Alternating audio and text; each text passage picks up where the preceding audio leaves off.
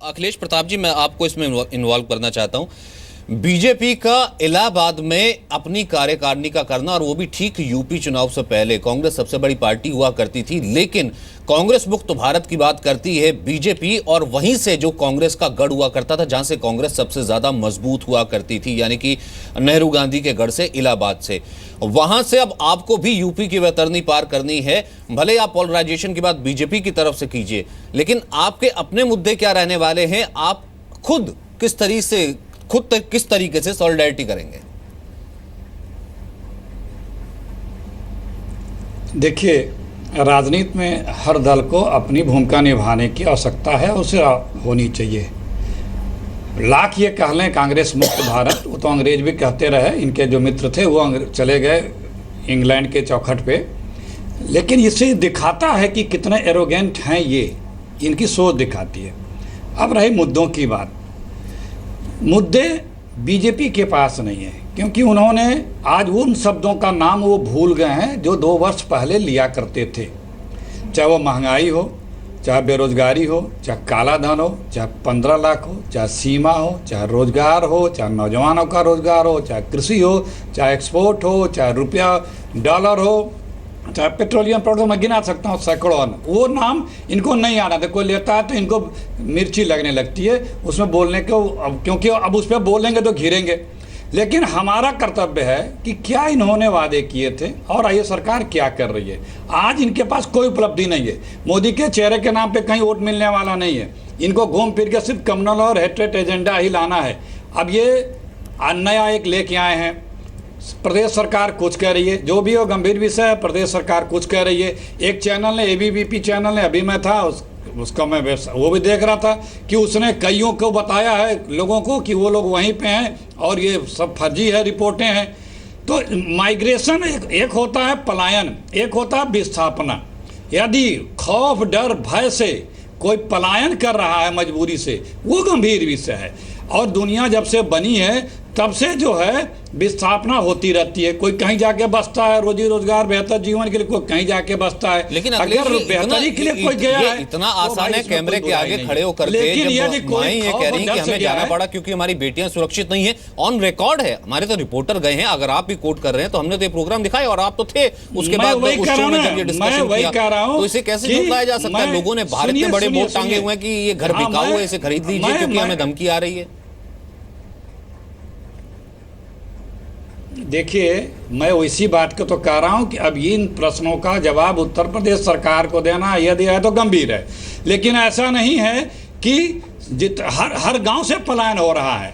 पलायन इसलिए नहीं हो रहा कि उस गांव में डर है, वो बेहतरी के लिए जा रहे हैं। कस्बे बढ़ते जा रहे हैं, शहर बढ़ते जा रहे हैं, जिले बढ़ते जा रहे हैं, कवर टाउन बढ़ते जा रहे हैं। कहाँ से पढ़ रहे हैं? क्योंकि लोग पुनर्वास कर रहे हैं यहाँ आकर के। लेकिन अखिलेश जी, ये तो वो पलायन नहीं है ना, तभी फिर तो मुद्दा कैसे बनता? तो ये सरकार की जिम्मेदारी, तो ये कहते क्योंकि बीजेपी इस पर राजनीति कर रही है। अगर ये वो पलायन ना होता, आप कह रहे हैं वो पलायन नहीं है। आप हाँ, सुनिए, आप कह रहे हैं वो पलायन नहीं है। हम ये भी मानते हैं कि 100% ये बात जो दूसरा चैनल कह रहा है या डीएम कह रहा है या मुख्यमंत्री कह रहे हैं कि ऐसा नहीं है, हम मान के चलते हैं कि कुछ लोग डर से गए होंगे, हम ये मानते हैं। लेकिन इसकी जवाबदेही, जिम्मेदारी केंद्र और प्रदेश की सरकारों को ही निभानी है। हम आप जागरूक कर सकते हैं, दिखा सकते हैं, लेकिन एक बात और, लेकिन मैं इसमें जोड़ रहा हूं कि क्या इस पे सिर्फ राजनीतिक रोटी सेकना बीजेपी का जायज है? वो जायज इसलिए मानेंगे क्योंकि उनके पास दूसरा कोई मुद्दा नहीं, एजेंडा नहीं है। वो इस चीज़ को फैलाएंगे, बताएंगे, हकीकत कुछ और है। एक चैनल ने तो कई लोगों का नाम देख के बताया वो वहीं पे हैं, वहीं रह रहे हैं।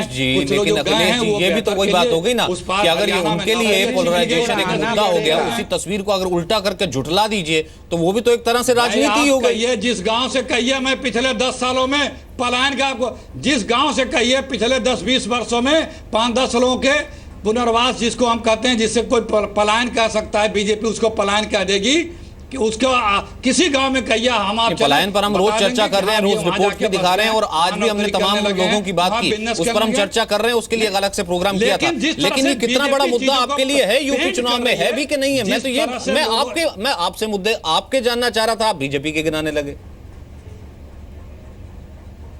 ये नहीं, आपने यही तो पूछा आपके मुद्दे क्या है, बीजेपी के जो मुद्दे, मैंने तो वही कहा ना, ये आए ना बहस करें।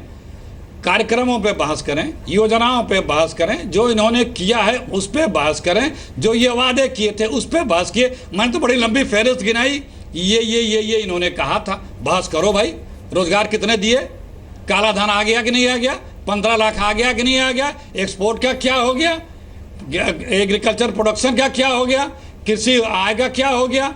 आप जो है बिजनेस के बारे में जो बता गांधी रहे थे, चेहरा हम ये होंगी, कर देंगे। राहुल गांधी चेहरा होंगे, कैसे यूपी चुनाव के लिए तैयार होगी ना, मैं तो कांग्रेस पार्टी की स्ट्रेटजी पूछ रहा हूं जरा। फिर आप आ गए चेहरे पे आ गए, फिर आप चेहरे पे आ गए, जो हम गिना रहे हैं इस पे बहस करो ना। अरे वो तो उसका जवाब संबित देंगे, उसका जवाब मैं पूछूंगा ना, उसका जवाब संबित देंगे। वो तो मैं कह ही रहा हूं सबसे पहले कि सिर्फ मथुरा कैराना पे चुनाव थोड़ा जीत जाएंगे संबित, बाकी चीजों की जवाबदेही बंद करनी पड़ेगी। वो जवाब दे रहे हैं संबित, मैं तो आपसे अपने मुद्दे पूछ रहा हूं जो पब्लिक से रिलेटेड। नहीं, वही तो मुद्दे 3 बार गिना चुका, आपको नहीं सुनाई दे रहा क्या? ये तो जो आप मुद्दे ला रहे हैं ये तो पार्टी के मुद्दे हैं, पब्लिक के मुद्दे वो जो मैं गिना रहा हूं। आप किस लिए आए थे सत्ता में, क्या वादा किए थे, क्या दे रहे हैं, यही ना पब्लिक के मुद्दे हैं। पब्लिक को आप कैसा जीवन दे रहे हैं, कैसा आप जॉब दे रहे हैं, कैसा फ्यूचर दे रहे हैं, यूथ को कैसा दे रहे हैं, यही तो पब्लिक के मुद्दे हैं। जो बोलते थे कि उम्र पार गई, प्रधानमंत्री की उम्र पार कर गया रुपया डॉलर, वो आप बता क्या हालत है। तो यही सब मुद्दे हैं जनता के, यही सब जनता के मुद्दे हैं। जूही सिंह जी, वो प्रदेश जिसके बारे में अब ये कहा जा रहा है कि आने से डर लगता है, वहां पर कार्यकारिणी हो रही है और बीजेपी के हर एक नेता कह रहे हैं देखिए यहाँ पर कल कैराना हो रहा है, और लेकिन मुख्यमंत्री उसे मना कर रहे हैं, लोग कह रहे हैं। लेकिन सिर्फ इन सब चीजों को, लॉ एंड ऑर्डर बिल्कुल ठीक है, सुशासन है, या फिर जुटला भर देने से आपको लगता है कि दोबारा वापिस आया जाएगा, या फिर बीजेपी इसके ऊपर राजनीति कर रही है? आपको क्या लग रहा है?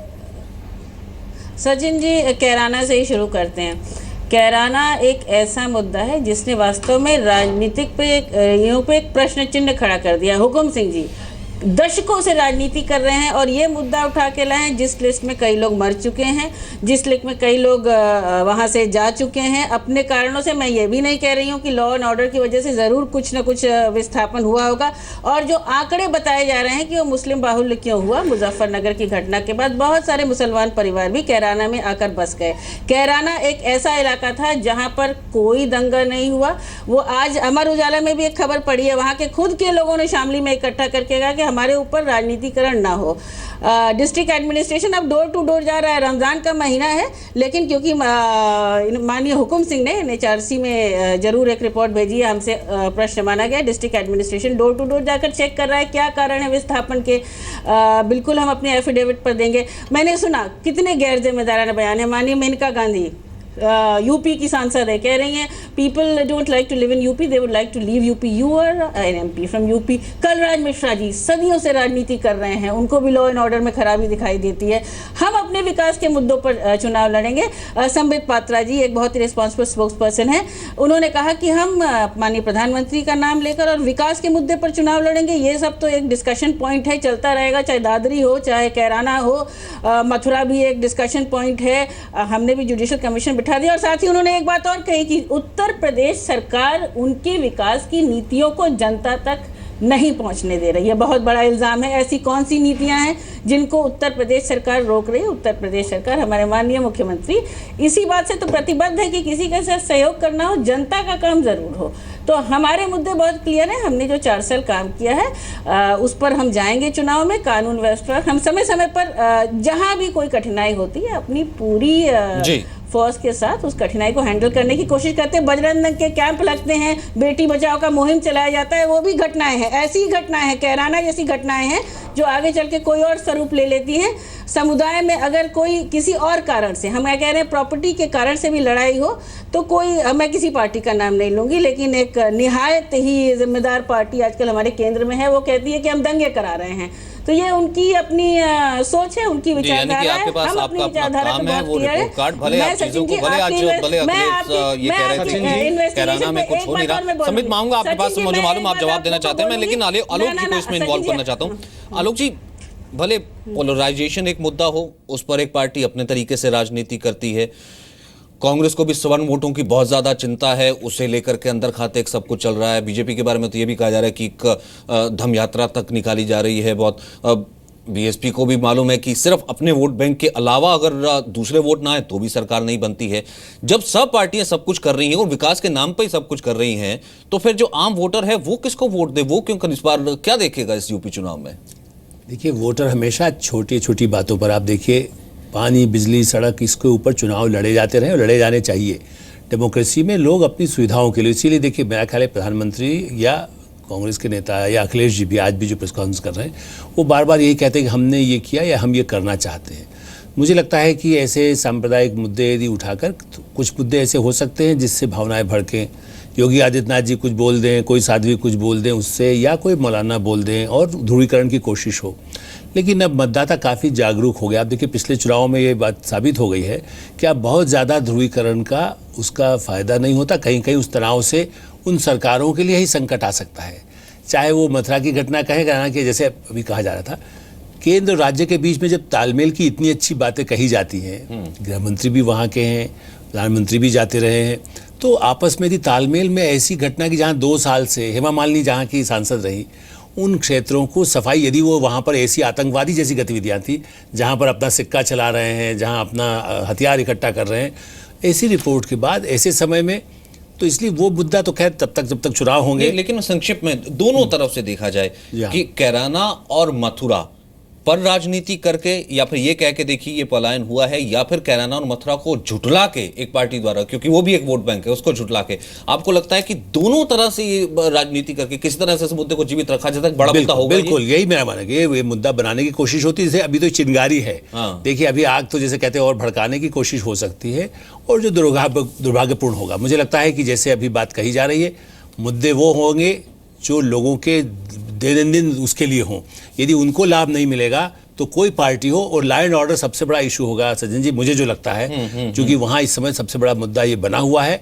उसका फायदा किसको मिलेगा, ये तो अभी दोनों पार्टियों को नहीं, चारों पार्टियों को तय करना होगा कि कैसे उस मुद्दे को केंद्रित किया जाए जिससे कि लोगों का हित हो और पार्टियों का, तब उसमें से उनके नैया पार हो। जी बिल्कुल। और यहाँ पर अब तभी कहा जा रहा है कि न केवल बीजेपी बल्कि एक बहुत बड़ा लिटमस टेस्ट आने वाले वक्त में होने वाला है।